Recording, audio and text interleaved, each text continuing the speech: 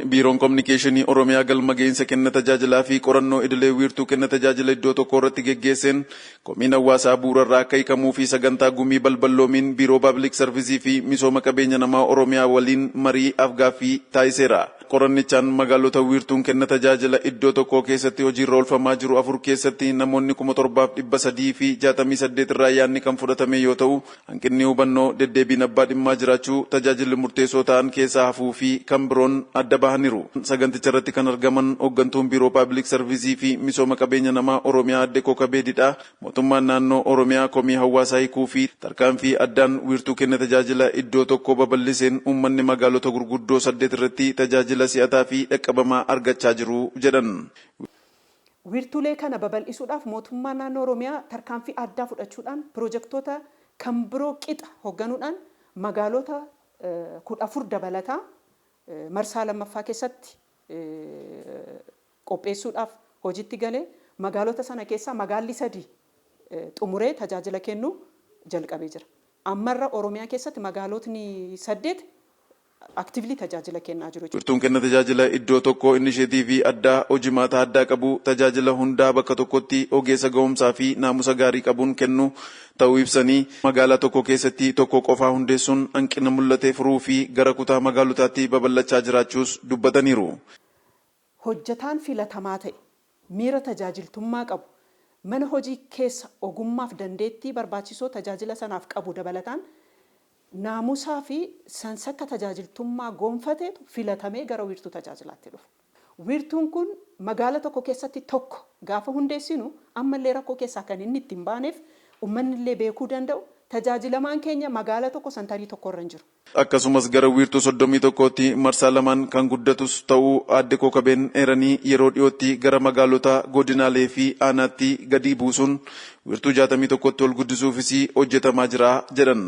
Wiirtuu tajaajila akka Oromiyaatti hanga marsaa lammaffaatti gara 31tti sadarkaa guddisuu danda'utti jalqabamee magaalota sadarkaa kanatti gara magaalota 61 ta'an irratti hojiin jalqabamee jira.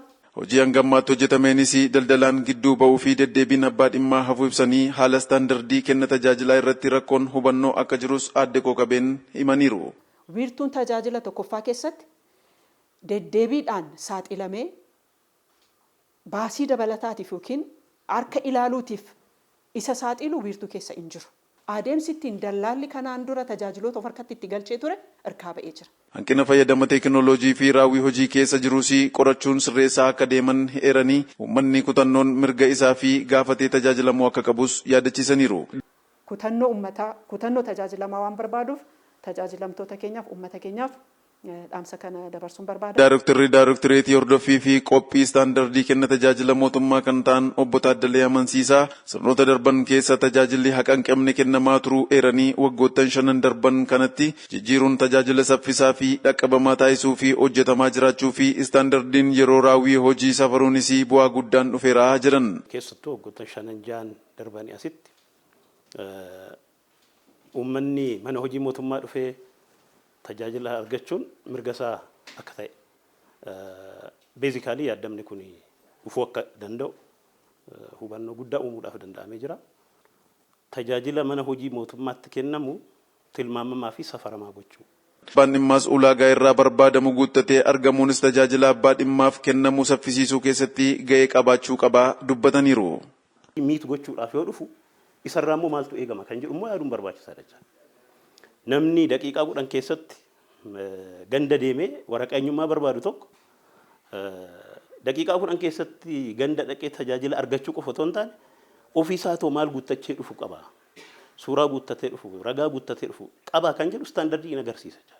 Inni kun karaa hundaanuu sarvisiin nama tajaajila kennu fi nama tajaajila fudhatu gidduutti sadarkaa tokko fuulduratti akka adeemnuu fi kenni tajaajilaa keenya sadarkaa tokkotti akka inni ce'u gochuu irratti